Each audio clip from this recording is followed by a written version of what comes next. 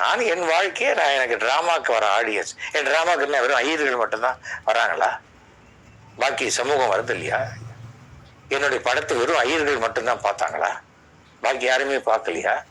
Muslims, Hindus, Christians, முஸ்லீம்ஸ்ல எல்லா கம்யூனிட்டியும் தான் பார்த்துருக்காங்க. இன்னைக்கு உலகம் முழுக்க என்னுடைய நாடகத்தை அவங்க எல்லாம் கேட்டுட்டு இருக்காங்க.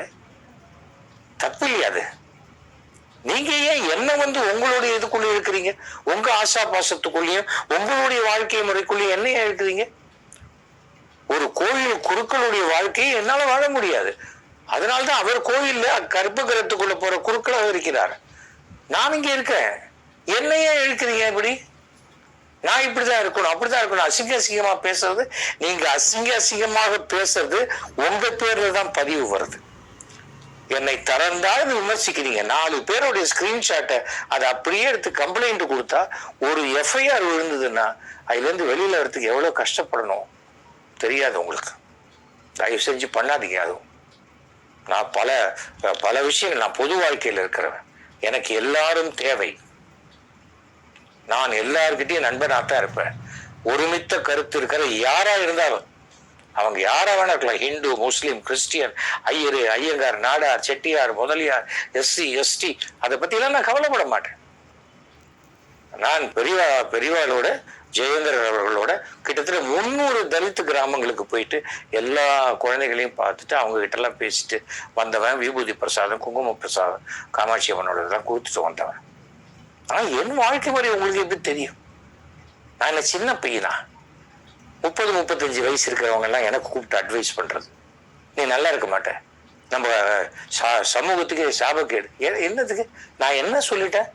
நான் என்ன பூனையில சட்டைக்கு அப்படியே வெளியில போட்டு யாரை போய் ஏமாத்திட்டேன்? என்ன உங்களுக்கு என்ன பிரச்சனை? பண்ணாதீங்க தயவு செஞ்சு. நான் வேற மாதிரி. எனக்கு இப்பதான் கொஞ்சம் கொஞ்சமா தோணுச்சு, ஏன் நிறைய பிராமணர்கள் கம்யூனிஸ்டா மாறினாங்க அப்படின்னு. எல்லாத்தையுமே விளக்கமா பேசினா சரியா வராது இல்லையா?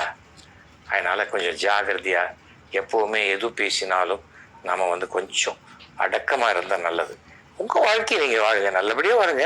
உங்களுக்கு எப்படியோ அது மாதிரி உங்க பசங்களை நீங்க வளர்க்கலாம். ஒண்ணுமே வரப்போதில்லை. அது நீங்க வாழ்ந்தெல்லாம் சந்தோஷமா நீங்க வளர்த்துக்கலாமே. நீங்க அப்படியே யாரு என்ன கேட்க போற? உங்க பொண்ணு அதே மாதிரி வளர்ந்தும் ஒண்ணுமே தப்பு இல்லையே. நம்ம யாரோடய பையனா உடனே சம்பந்தம் தான் பண்ணிக்க போறோமா? ஏன் சகோதரனாவோ சகோதரியாவோ இருக்க முடியாதா? சனாதனம்ங்கிறது என்ன? எல்லாரையும் ஏற்றுக்கொள்றது தானே. உங்களுக்கு என்ன பிரச்சனை?